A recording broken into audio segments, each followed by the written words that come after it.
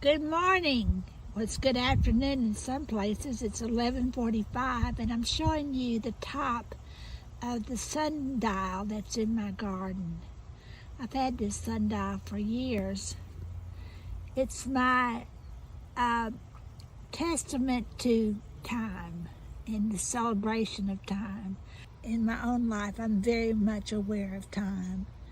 I know when fall is fall.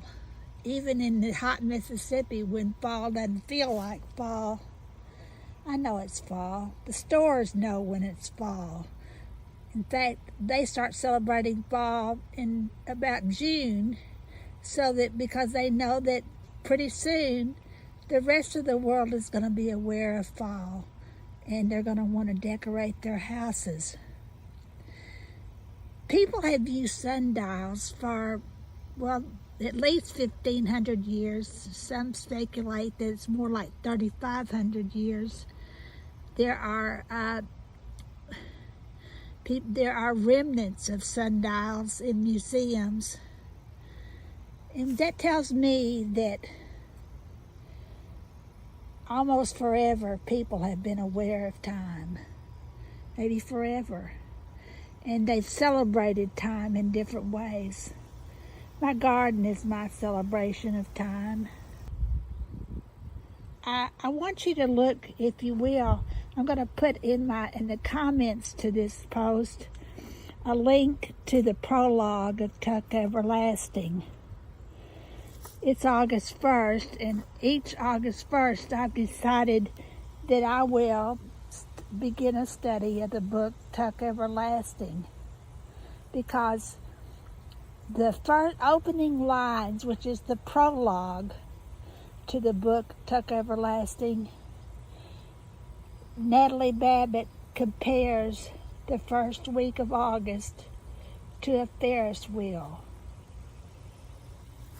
And when she uses the term Ferris wheel, she's talking about a dial, a sundial of times, a sundial of months. She says that August is almost at the top of the Ferris wheel.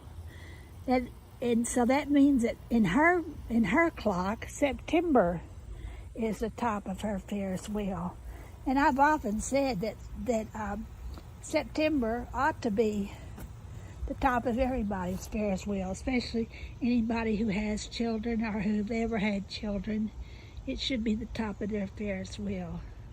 If we look at the months of the year in groups of 3, we see that the months form the seasons. The top of the Ferris wheel is September, August, and November are the fall months. December, January, and February is winter. March, April, May is spring. June, July, and August is summer. Well, now we're celebrating summer, or not celebrating it, but whether we celebrate it or not, it is summer. In terms of humanity and human existence, summer is like teenagers, young adults. Fall is older people. Winter are the people who are near death or who have died. Spring is the new beginning, it's the babies. Tuck Everlasting is a celebration of seasons of life. It's the seasons of the year, seasons of the day. In the prologue, it talks about a day. At dawn, May does this. At noon, Winnie does this. At sunset, a stranger comes into town. So the whole book is a celebration of time. We'll find out that time doesn't pass the way it normally does for some of the characters. And that's the conflict of the story.